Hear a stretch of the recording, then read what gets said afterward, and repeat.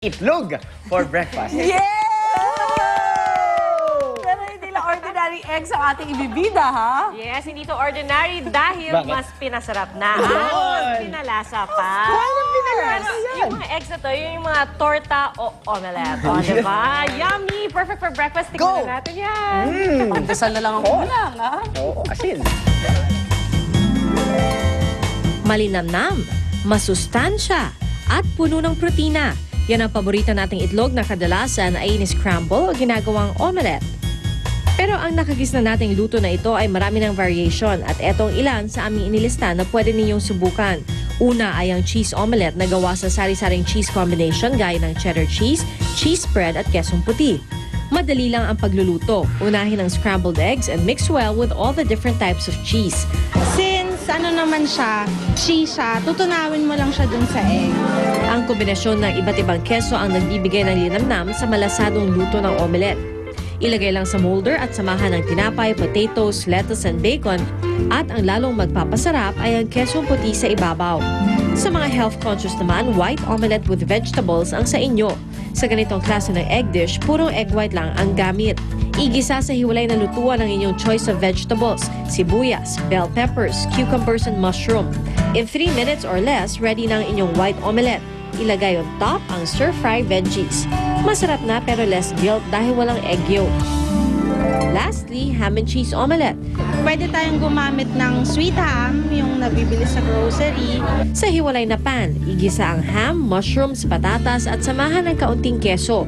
Ilang minuto lang, ipataw na ang ginisang gulay sa omelette. At gamit ang spatula, i-fold ang egg na may lamang gulay. Sa ganitong egg dish, kung ayaw mo ng ham, ay pwede ang chicken strips. Ang omelette, kailangan kung ano lang leftovers nyo, kung ano merong extra ingredients kayo. So, think of tips na gusto nyo makulay, mga bell peppers, red bell peppers, onions, mushrooms, asparagus. Iba-ibang ingredients. Pwede nyo lagyan ng meat, pwede lagyan ng chicken, ng pork, ng seafood, ng shrimp. Tsaka pwede nyo lagyan ng marami iba-ibang cheese. Di kailangan maging mamahali ng luto ng omelette, imahinasyon at abilidad lang, siguradong masarap at masustansya pa. Kaya for a healthy meal, lalo na sa umaga, mag-omelette na. Naisip na naman si Drew. Other uses. Ilang araw na lang, Halloween na, yay! Kaya naman kaliwat kanan na ang paghahanda para sa Halloween parties at syempre sa mga batang magti-trick or treat. Trick or treat! Yay! Ba, question, may pamimigay ba kayo? Kung wala, tama-tama itong kakaiba pero hindi nakakabutas bulsa na treat na very Pinoy din. Okay ba? Ang Halloween bread. Wow, very healthy yan. At yan ang ituturo sa atin ni Chef Haset Go ng MedChef. Good morning, Chef. Healthy, ah. Good morning. Yes, healthy yung bread. Batiin ko lang po yung mga taga Roqueta City. Happy Fiesta po. Happy Fiesta! Chef, look at that! Chef, totoo ba pwede gawing Halloween bread ng mga tinapay na mabibili lang sa bakery? Pwedeng pwede. Hindi. Ayan, so tulad nga itong ginagawa natin ngayon. So, actually ordinary, ano ito, diba, galing sa bakery lang. Ito, Tas- ito. Oo. Ano So, ba tawag dito? Parang cheese cupcake? Yung mga parang- cupcake. Oh, Tapos, kababayan lang to, di ba? oo, tulad dito, ayan. So, pag may mga nips or ano lang kayo, di ba? Candies lang kayo, marshmallows. Oo. Ayan, so So, meron tayong Spanish bread, crackers, you have your monay, Ano to? Parang dinner rolls. rolls, ayan. Pandesal. Monay, tama yun. And pande, pande red. Pandi red. Ayan. So, Okay, brother, go ahead, man. Go Ano ahead. kailangan natin gawin? Kailangan lang talaga maging creative ka. Tapos halimbawa ito, lalagyan ko lang ng buttercream. So, ito, gawa ko lang eh. Pero pwede silang gumamit ng mga margarine, yung nabibili lang nila sa Parang hindi grocery. na kailangan. Okay. Para, oo.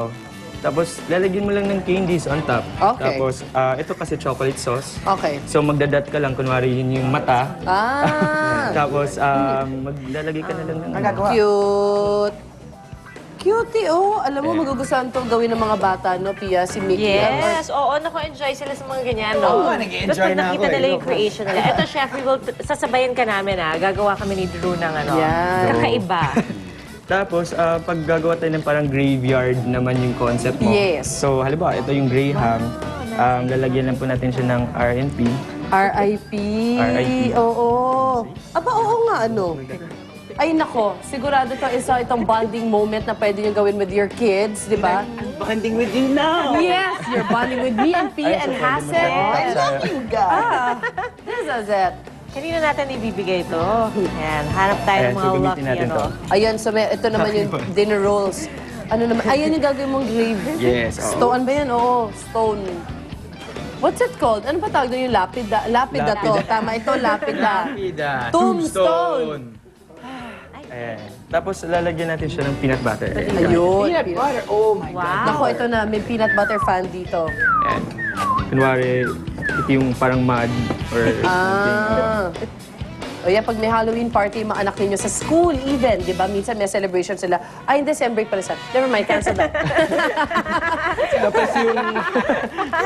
Okay, kuha tayo nitong konti ng Oreo crumbs. But it's mine! Sorry, nothing like it. Wala. Ito daw yung pinaka-nahirapang segment si Haset ever. Nasaan si Haset eh?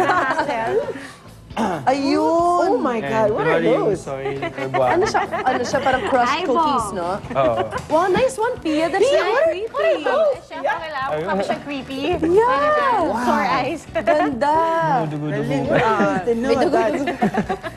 Yes! Lalagyan na natin ng gummy worms. Okay. Ayan, para... Kunwari, inuud na ang... o nagkakabulate na yung inyong tombstone. Ang inyong grave. Look at that, Chef Haset ko. Amazing! O, down ka naman sa amin pag sa 30 or 31. Daan lang. Pero ako nang bibili ng mga tinapay. Thank you so much, Chef Thank you, Haset. thank you po. Thank Anong masterpiece mo, Pia? Ito, Ipakita. Nice. red eyes and pangil. Oh, Nice. diba? Actually, vampire siya dapat. Hindi, pero okay Pwede, siya. pwede. Creepy siya. And Drew, anong masterpiece mo? Actually, yung mga nuts. Kailangan kilala ko yan. Masterpiece ni Chef. Parang ang dami mo nagawa. Ayan, thank you so much. Yan po, turn your Halloween to a spooky pero fun pa rin occasion. Siyempre, nothing beats kung busog ang ating tiyan at hindi butas ang bulsa. Creativity at diskarte lang ang kailangan. Thanks again, Chef Haset Go. Thank you po. See you soon. At ito naman with Halloween just around the corner, in na in ngayon, ang mga pumpkin at kalabasa. Kaya naman usong-usong ngayon ang kalabasa art. Pero hindi lang art ang in, pati mga lutong gawa sa kalabasa. Kung ano-ano yan, watch this. Hindi makukumpleto ang Halloween kung wala ang #1 symbol nito na pumpkin o kalabasa. Noong 1800s nang unang kinilala ang pumpkin bilang bahagi ng Halloween tradition sa Europa. Pero dito sa ating bansa, hindi lang palamuti ito na pang-Halloween, kundi isang masustansyang bahagi ng pagkaing Pinoy. Sa tulong na isang nutritionist, itinuro niya ang iba't ibang paraan para i-enjoy ito. Una ay ang paggawa ng pumpkin soup na may carrots and basil. Sinangkapan lang ito ng carrots at basil at saka pinakuluan para maging malapot ang mixture. Sunod ay pumpkin okoy. Ang sarap ng kalabasa ay lalong pinayami ng inihalo rito na hipon. At ang kukumpleto sa ating pumpkin trio dishes ay ang pumpkin pasta with sausage. Pakuluan lang ang mahiniwang kalabasa sa chicken broth at saka lagyan ng all-purpose cream. Pagkatapos ay igisa ito sa sibuyas, bawang at Italian sausage. At makalipas ng ilang minuto, ready to serve na ang pasta dish na masarap na, masustansya pa. Very rich in fiber. It's high in carbohydrates, no, for energy, but also it's low in fat. Plus, it also contains some vitamins and minerals. Hindi rin magpapahuli ang mga Pinoy pagdating sa paggawa ng jack-o'-lantern. Gamit ang all-time favorite kalabasa, nakakagawa ang ilan sa ating mga kababayang fruit carver ng mga disenyong pang-Halloween. Kalabasa. Mas madali ito kaysa sa kahoy. Kasi malambot siya.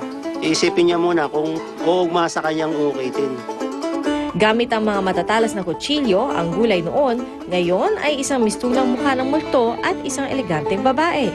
O di ba maraming gamit ang paborito nating kalabasa? Pandekorasyon man o sangkap para sa isang masarap na pagkain, ang kalabasa o pumpkin ay in na in ngayong Halloween.